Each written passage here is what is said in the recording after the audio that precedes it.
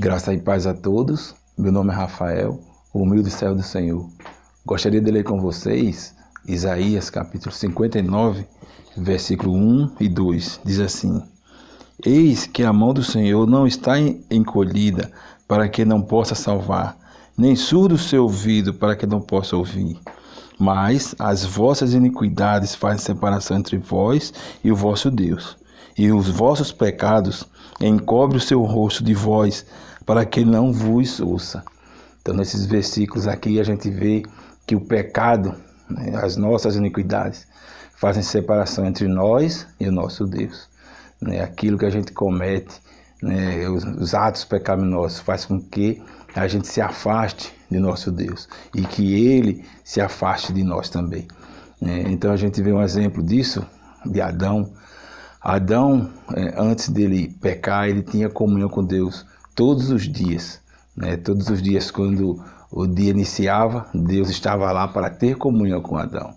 Mas no dia que Adão desobedeceu a Deus, e Deus chega e pergunta a Adão: onde estás? Adão diz que teve medo e se escondeu. Então a primeira coisa que Deus pergunta é: Adão, onde estás? Ele poderia ter perguntado a Adão: o que você fez? Mas ele perguntou a Adão: onde estás?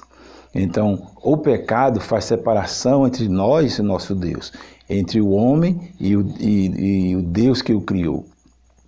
E Deus, ele não está preocupado tanto no que você fez, mas no fato de você estar distante dele. Deus quer se aproximar de você, mas os seus pecados, os meus pecados, fazem com que nós nos separamos de Deus. Deus ama o ser humano, mas o pecado faz com que ele se afaste, porque Deus odeia o pecado. E para que Deus possa vir, o pecado tem que sair. E só há uma coisa em todo o universo que pode limpar o homem dos pecados: é o sangue precioso de Jesus Cristo. O sangue de Jesus, aquele sangue que ele derramou na cruz, faz com que o homem seja limpo, e se aproxime de Deus. Em Hebreus,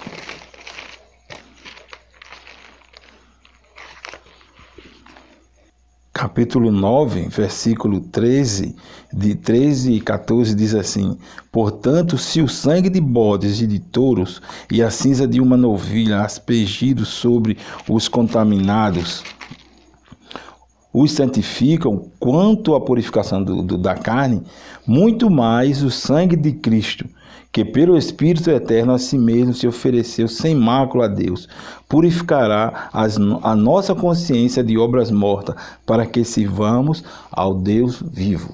Então, para que possamos servir ao nosso Deus, nós temos que ter esse sangue, nós temos que pedir esse sangue. Jesus, ele já derramou seu sangue na cruz. Então, esse sangue faz com que nós sejamos redimidos, sejamos purificados. Então, nós temos que pedir a Deus para que Ele possa nos lavar com seu sangue precioso. Para isso foi que Jesus morreu na cruz. Para isso foi que Ele derramou seu sangue na cruz, para nos limpar e nos aproximarmos de Deus. Em Êxodo, capítulo 12, o capítulo 12 inteiro, ele vem falando sobre da passagem do anjo do Senhor sobre o Egito, que nós conhecemos como a Páscoa, foi a primeira Páscoa, Mas eu queria ler com vocês o versículo, capítulo 12, versículo 13, diz assim: O sangue vos será por sinal nas casas em que estiverdes. Quando eu vir o sangue, passarei por vós, e não haverá entre vós praga destruidora quando eu ferir a terra do Egito. Houve 10 pragas na terra do Egito. As 9 primeiras pragas, nenhuma atingiram o povo de Israel, apenas os egípcios na terra do Egito. E eles não precisavam fazer nada para ser atingidos, eles não seriam atingidos, o povo de Israel. Mas, no entanto, a 10ª praga, eles tinham que fazer algo especial para não ser atingido. Eles tinham que matar um novilho, um cordeiro de 1 ano, e o sangue desse cordeiro ele teria que passar na porta da casa, né? Então, quando ele passasse esse sangue e o anjo da morte viesse, né, ele veria aquele sangue e não haveria praga naquela casa, né, por causa do sangue do cordeiro que estava do lado de fora da casa, né? Então, todo israelita tinha que fazer isso. Se ele não fizesse, a praga entraria como em qualquer casa dos filhos do Egito. Então eles teriam que fazer isso, matar esse cordeiro, né, e colocar o sangue do cordeiro do lado de fora da casa, né? Não importa se eles lá dentro não estavam vendo sangue, mas quem estava lá fora, o anjo quando passasse veria o sangue e aí ele não entraria e não haveria praga naquela casa. Isso hoje a gente vê na questão de que o sangue nós não conseguimos ver, né? Mas nós pedimos, Jesus, vem me purificar, vem nos purificar com o teu sangue. E aí o Senhor vem e nos lava com seu sangue. Nós não vemos, mas Deus vê. E quando Deus vê, Ele se satisfaz com o sangue. Ele fica satisfeito, né? As suas exigências, né, a sua justiça é satisfeita pelo sangue de Jesus. Então nós pedimos, não importa se nós não vemos, Deus vê. E Deus, a sua justiça é satisfeita quando Ele vê o sangue de seu Filho em nós. Então nós temos que pedir esse sangue para Ele poder nos purificar e nos lavar, né? E nos aproximarmos de Deus através desse sangue, né? Em João, capítulo 1, versículo 29, diz assim: no dia seguinte viu João a Jesus que vinha para ele e disse: eis o Cordeiro de Deus que tira o pecado do mundo.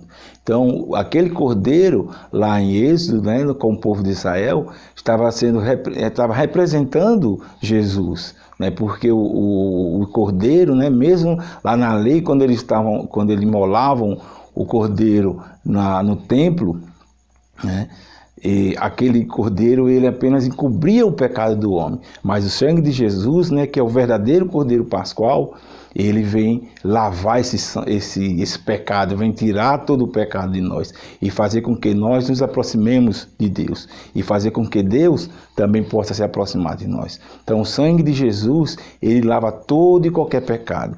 Não importa qual pecado você cometeu, não importa o que você tenha feito, se você tenha transgredido a lei de Deus, se você tenha ferido, né, a lei de Deus, né, você vai até Jesus e pede seu sangue precioso, e aí ele vai limpar você de todo e qualquer pecado, né? Porque não importa a questão dos seus pecados, o que Deus está preocupado é que você está distante dele, ele quer se aproximar de você, e você está distante dele, e só o sangue de Jesus pode limpar os seus pecados e fazer com que você, né, se aproxime de Deus. Então temos que pedir o sangue, temos que nos arrepender, né? Temos que confessar o nosso pecado e pedir a Jesus para nos purificar com seu sangue precioso.